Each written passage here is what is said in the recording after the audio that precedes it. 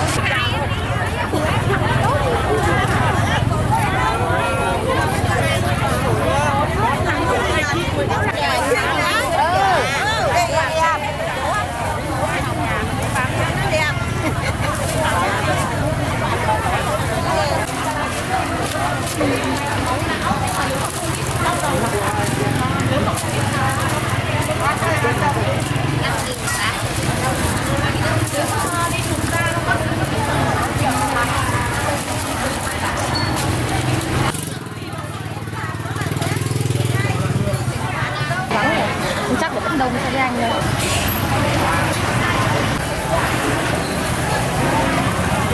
Xà la con này cháu đây. Đây bên này là bên này đông không phải nhận bên đấy đâu. Đây ngồi đây. Sao không ăn được đi. Không.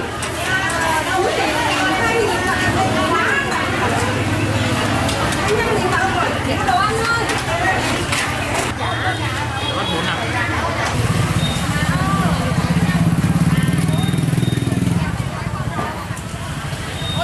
Thôi cái tay này để cô làm cho thế lâu đông hai món này thì nó chắc lắm không phải cho bì nữa đâu.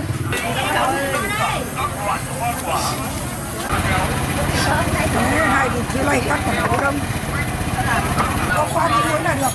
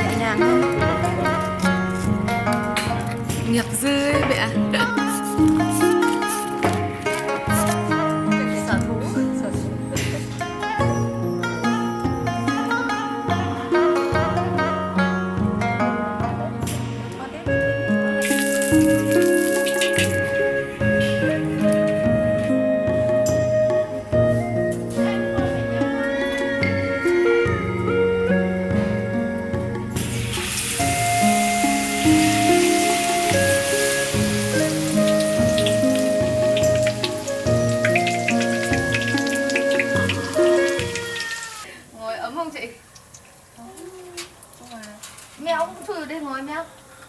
Bọn mèo nó thích ngồi đây quá. Ngồi vào trong quán mình cũng quên đấy, lên sáng mà quên. Đúng là phải giã bớt bột từ đấy. Trong cái đũa này mình nó tan tan cái kia ra.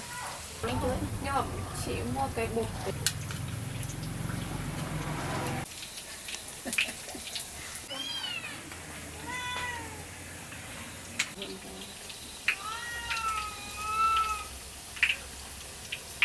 thì nó bánh nó sẽ ngon hơn, nó sẽ giòn hơn. Đợt trước nhà bà con cũng cho ăn này, xong đến lúc vì chết bổ ra con đấy bị thủng dạ dày luôn. Bán mình cho tư bản cho vợ mình đâu. Ăn sớm, ngủ trưa. Em có thể Nhân đũa càng ngon. bánh trôi và bánh Nó nổi lên này. Làm đến quay cả cái Hà đấy hả? Hà chưa về. Làm cái gì chỗ mình cái? Cái tưởng làm mà Nghe? Vâng. Anh nha, không tham gia 22, không tham gia 22. Nếu thế này là sai đấy chị ạ, không phải đúng đâu nhưng mà cái nó về tính sau. Trùng sẹng với nó rồi thì em nên phải hỏi nhưng mà không thằng nào nhận cái gì cả. Thế mà hai nữa là lúc ấy là cả thằng của thằng Lộc đó, thằng Lộc Trời đã. đây. Nấu sấm không? Không, sớm. Ngon. Nấu mà. Đúng rồi cũng vừa. Được chưa? Đúng rồi coi nào. Thấy à? Nó là một cái này thôi. Đúng không? Lò quay. sao mai là món gì ăn rồi?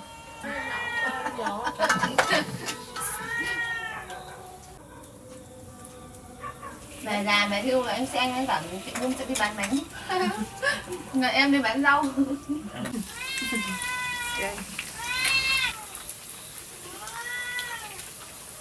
Ngã, mai đó ngã được tá ra lấy cái màu đó. Này mới ngon, ăn được cứ ăn đi thôi. Để ăn gì?